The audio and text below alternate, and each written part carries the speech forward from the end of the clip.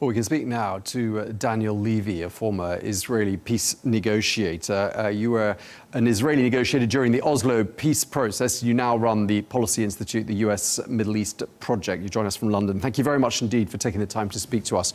We've heard President Trump in the last 24 hours or so saying phase 2 of his 20-point plan has started. He's predicting what he called tremendous progress. Is that your prediction?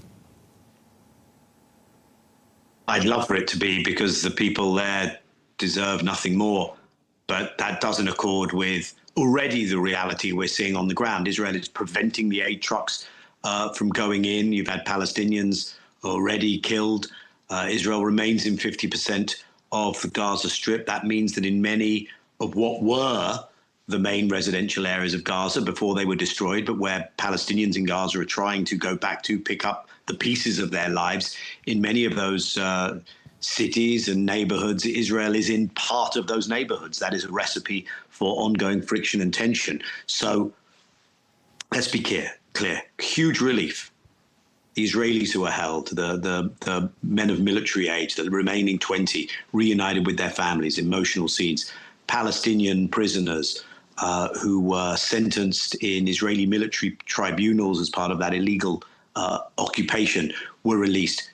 Most important, perhaps, of all in terms of the number of people it impacted, the daily bombing, starvation, displacement, destruction and killing have come to an end. But I think we have to be realistic. There is no phase 2. Nothing more was agreed. And the West Bank, for instance, isn't even mentioned in the 20 points.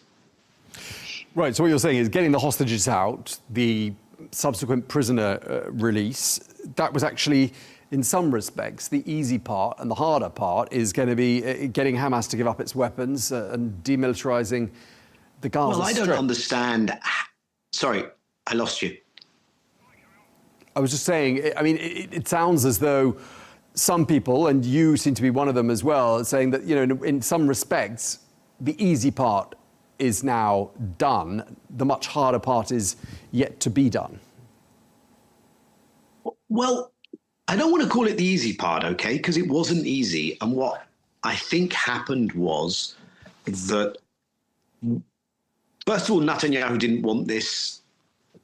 Trump cornered him. Secondly, Hamas said to the regional mediating parties, but we need an ironclad guarantee that the war will end. They said, well, the best we can get you is to put the bar really high. And I think a lot of the ceremony around what happened in Sharm, around the Knesset, was to say, listen, it's not going to be easy for you to renege and go back and do this again. Look, everyone's bought into this.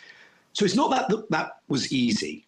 It's that that's what was agreed. Nothing else was agreed. Now, someone might say, well, if leaving the rest vague was the way to get this initial ceasefire, at least get a stop to that, at least get the things we've seen, then go with that and see what happens next. I'm willing to do that. But the big question is, what does happen next? And there is nothing in the text which actually nails that down. So it says in the text, and this is correct and accurate, that Hamas have said they will not play a part in the future governance of Gaza. And that has been a Hamas position for many years now, preceding 7th of October 2023. They were ready to hand over to an agreed, legitimate, restructured PLO and Palestinian governing authority. What you don't have is a Hamas commitment to disarm. I'm not familiar with any case in history where a resistance movement, where any people under a permanent illegal occupation of structural violence says we have no right to resist under these circumstances. They have to abide by international law, but they do have a right to resist. Hamas is not going under these circumstances to give up its weapons. So that was a red herring actually put in there, which will probably upend significant parts of this deal. What you could do, if there was the intention to be serious and to move forward, then what you can do is take what Hamas have said, and this is that there could be the non-use, the non-display of weapons, the handing over of heavy weapons to a legitimate Palestinian entity in Gaza. You could move forward with that. You could get the international stabilization force in, and then you could get Israel to adhere to the full withdrawal from Gaza. Then, of course, come on to the maintained and continued occupation and apartheid in the West Bank. but you don't have a serious document. And therefore, it's going to be very difficult moving forward, especially since the Trump administration isn't really committed to any of these things. They showed their hand in the first Trump administration with the so-called Peace to Prosperity Plan. They've shown their hand with the recognition of Israel's illegal annexation of Jerusalem. So you would have to see a significant shift in the Trump administration position in order for them then to lean on Israel. Of course, there could be other external pressure to lean on Israel as well, as we have seen in the last few weeks and months. Well, we've even heard, though, President Clinton and President Biden heaping praise on Donald Trump for getting as far as he's got. And just to sort of rebut one of our other points, some of the analysts we've spoken to have said that, simplicity is very much the beauty of the 20-point plan. And that was, the fact that it was simple was what made it effective. How do you respond to that? Analysts can also be simple. And I fear that that's what we're talking about here. Yes, I've already said, you can say that getting to a ceasefire, getting to the mutual exchange release of Israelis held, of Palestinians held, etc., that was perhaps enabled by keeping it simple. But that doesn't get you through the next phase. So does anyone think that the Dayton Accords in the former Yugoslavia, the Good Friday Agreement in Ireland, could have been achieved on one flimsy piece of paper which says virtually nothing? No, these are serious documents. They speak to an intention on the part of the warring parties to go to a different future. And they speak to the fact that there was pressure for them to do so. Of course, the simplicity of the next phase is unhelpful, not helpful. The fact that Clinton and Biden have welcomed this tells you everything you need to know around the bipartisan consensus among the old American establishment to continue to adhere to helping Israel maintain its permanent occupation and denial of Palestinian rights. Why wouldn't Clinton agree? His administration was part of this. Why wouldn't Biden agree? His administration actually kept the genocide going for 15 months. He failed to even get this far. What you see, though, is a different America.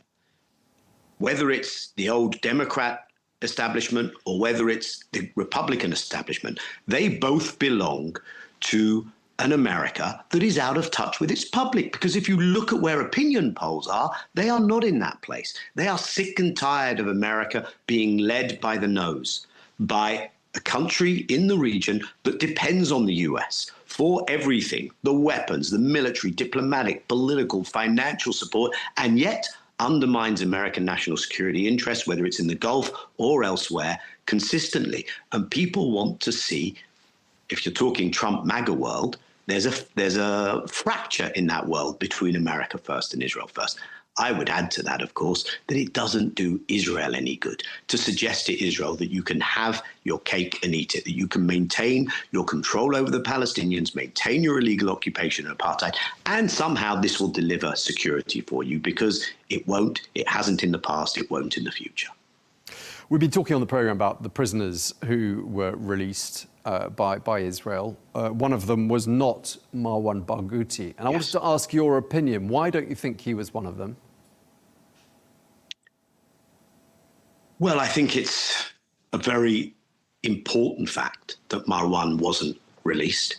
I think that could have been a significant contribution to a factor that we haven't discussed, Tom, which is Palestinian politics needs renewing, needs reunifying. It doesn't need reforming according to a menu that is written by Washington and Israel and other European Western allies. It needs to be responsive to the Palestinian public. And I think there was basically, and I think this is part of what the deal was, there was basically a full press on the Hamas and other factions who were part of that negotiation on the Palestinian side, who were holding Israelis, and on the Israelis to get this done. I think Marwan would have been a deal breaker on the Israeli side. I don't think Netanyahu could have held his coalition together.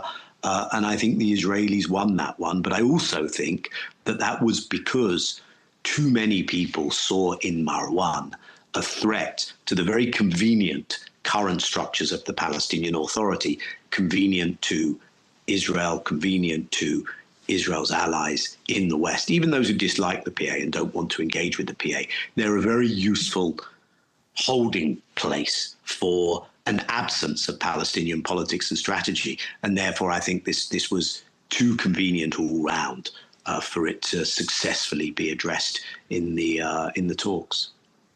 So just to wrap up briefly, you're not giving, it doesn't sound, a huge amount of credit to Mr. Trump for getting us to the point we've got to. Look, you mentioned Joe Biden. I give Trump credit for getting to this point, which Biden failed to do. I think we should acknowledge this was, in significant measure, America's war, because Israel could not have continued this without American armaments, without American support. It was therefore also America's deal to end the war.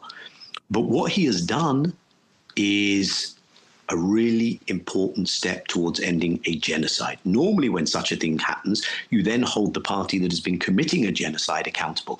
Instead, that party has been embraced and has been allowed to write the terms of the post-genocide reality. And that is going to lead us to further sorrow, more bad days ahead, unless we can change that trajectory, which I desperately hope we can, because no one wants to live through more days like this. Former Israeli peace negotiator Daniel Levy, thank you very much indeed for your time, sir. Thank you so much.